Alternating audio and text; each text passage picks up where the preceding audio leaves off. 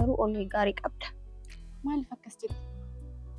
Nama hin beekne sa'aatii muraasa keessatti akkanatti jaalachuun kan kee baay'ee na dinqa. Booni beenyaanis yeroo baay'ee ati nama addaadha waan jedhu kanuma kanatti fakkaata.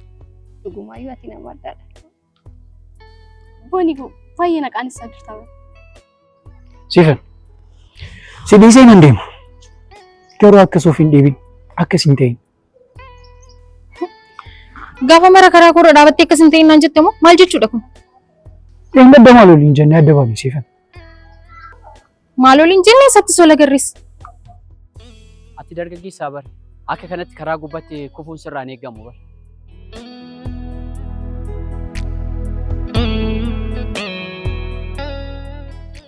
Beekaan kun bakkuma hundatti nama gaarii miti jechuudha.